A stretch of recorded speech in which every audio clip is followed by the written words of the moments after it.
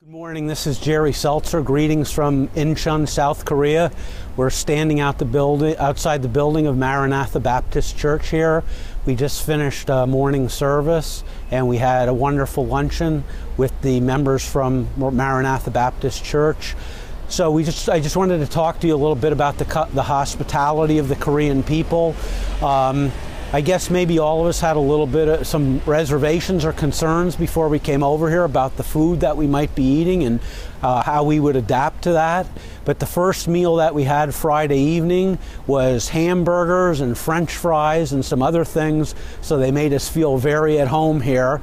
I can tell you then on Saturday, again, wasn't sure what the cuisine would be like, and when I don't have my glasses I can't see very far, so as we were approaching the table where the food was, I saw some things that I couldn't really recognize, and I thought, well, maybe this is some different kind of Korean food that I'm not familiar with. And as we got closer, we found out they had glazed donuts and cream-filled donuts and everything like that. So they've certainly had a real loving heart and gone out of their way to make us feel at home. For the first time yesterday, I tried kimchi, which is, I guess, basically marinated cabbage or something like that. And then today, for the lunch meal, I had one serving, and I enjoyed it so much I even went back for a second serving. So that was a real blessing. But I guess the biggest thing that's really touched my heart through all this is just the love and the accommodating and servant's heart of the Korean people here. They've just made us feel so at home, and the love of Christ has just shone through them to us, and that's just been such a great blessing. Anyway, we love you, and we look forward to seeing you next Sunday back in Emmaus. Take care. All right. Hey there, just wanted to give you a quick update from some of the travel that we had coming out here to South Korea. As far as the travel was concerned with the airport and flying, besides the long flight, everything went pretty smoothly, which was very nice. We were able to find our luggage very quickly as soon as we got to Incheon, and everything was fine as far as connections were concerned. So we're very thankful about that. Thanks for praying about that. And then as soon as we got here, we, I forget if we stacked some flyers or whatnot, but anyways, we went out and did some outreach at one of the arenas where they are having opening assemblies. And there were just so many people there. It was nighttime, so we spent a little bit of time traveling to get out there. But then, multitudes of people just started coming out of the arena, and it was mostly gated off. So there's just like some main areas where we're focusing on, but just we were dishing out flyers like they were candy, and people were just taking them up usually.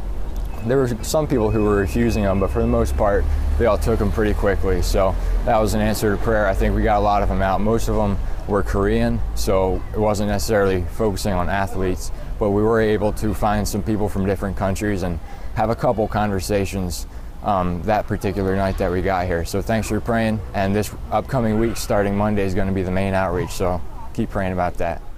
Hello, church family. We've only been here for a couple days, but we wanted to give you an update on how God has already started to work while we were here. The main outreach starts on Monday, and so we've been preparing for that. And as Brother Wartner has shown us, and as we are starting to see, it appears that God has already started to prepare the hearts and minds of these people and open these doors for the opportunity. There appears to be a thirst and a very openness to speak with us. And so, yesterday we spent most of our time stuffing tracks, getting prepared for the big blitz on Monday. But Brother Wartner got a little confined in the apartment setting, so we decided to get out for about an hour and a half. And when we went out there, we were able to reach out to 4 other countries that we had not had opportunity to speak with yet. And there weren't many people out, but surprisingly, with very few people there, God still was at work. I had walked by, there was only a couple people standing there, and I walked by a man and I heard him speaking English. And so I decided to go over and say hello to him. And he asked me if I knew where the beach volleyball was, and obviously I didn't have the answer to that question. But I had a Bible tract in my hand about Jesus Christ, and I wanted to give that to him more than anything, but he wasn't ready to accept it, and the door wasn't open, so I walked away. But as I prayed and walked around the corner, lo and behold, the Lord brought him back to me. And at that time, I was able to give him that Bible tract about Jesus and a reception card if he had any questions. And as he saw that tract, he said, "You know, I have a question for you, sir." And I said, "Please, tell me." And he said, "Do you believe in one God?" And I said, "Well, yes, there is one God. This is true." And he said, "Well, then what is this Son of God? I don't understand this." And this man's name was Ali, and he was from India, and he has a Muslim background. And I said, well, we started to talk about the Old Testament and how there was a requirement for the sacrifice of blood to atone for sin. And he said, "You know, you're the first man I've ever talked to that could answer all my questions." And I said, "Well, then let me ask you some questions." And so as I spoke with that man, I started to talk about what sin was. I said, "Ali, would you invite a man who is a murderer, who murders all the time and lies all the time and steals all the time, would you invite him into your house with your children and your wife and your kids?" And he said, he thought and he goes, "Well, no, I would not do that." I said, "Well, how can God invite you into his house and into his presence as you are?" And he said, "Wow, these are very interesting things." And Ali was so moved by the conversation that he said I needed to go talk to his uncle next. He said, "You need to go speak with my uncle." So he took my phone number, and I gave him the phone number of the church here, and we'll see if God brings us back together again. But it was very powerful. It was very simple, but God opened that door for me, and I just can't wait to see what else he's going to do over these upcoming periods. Hi, Eric here, and I'll talk about the services that we had today here at Maranatha Baptist Church in Incheon. And we had two services, one at like 11 o'clock and the other at 2, so pretty close together. And in between they had a large lunch that we all took part in. So this morning service was about the Christian life, and we, as English speakers, we didn't get to pick up on all of it, but we did have a translator talk to us through some headsets, so that was neat. And this afternoon service, Brother Weiss from Texas preached, and he preached on faith and on Gideon, how Gideon did not see himself as a warrior, but the Lord saw him differently. So a couple of things that stood out about this congregation here. First of all, I have here they were or are extremely hospitable. The entire church is very, very gracious. They're very outgoing to us Americans here and to the folks here. And they all come up with a smile on their face and want to shake our hands and greet us, and we're very thankful for that. The pastor, Im, especially, he's very generous man, full of compassion, and he's been a blessing to many of us.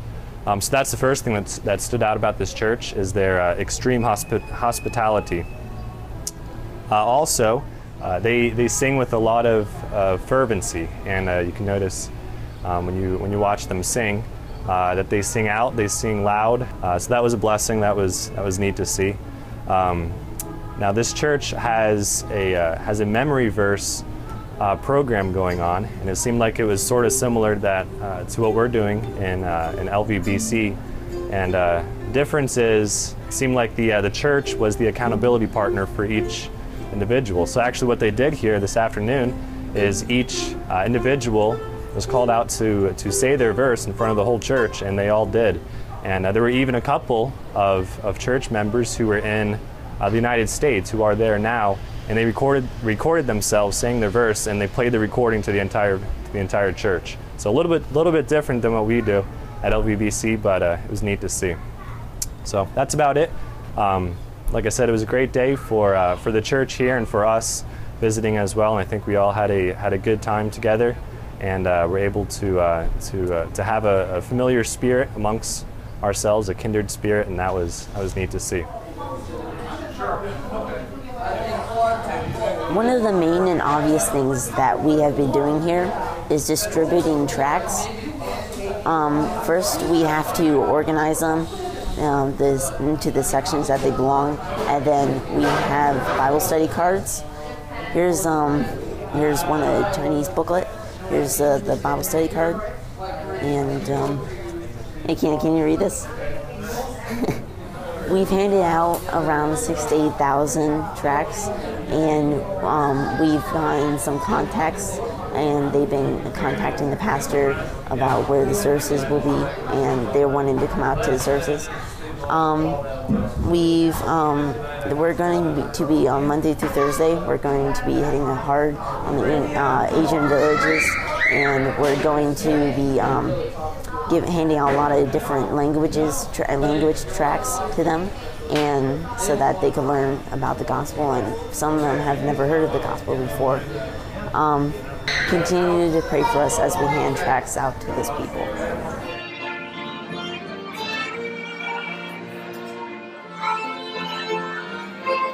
One of the last things that I'd like to share with you all is our plan for this upcoming week. So far, we've been able to reach out to a lot of countries, but we would like to be able to reach out to every country that's participating in the Asian Games, especially those countries that are very close to the gospel. We would like to be able to get our tracts into their hands, and maybe we'll be able to see some fruit, Lord willing, in the future with that. So I'd ask your prayer for that. One of the blessings that we've had is that we can be able to get access to the Athletes Village.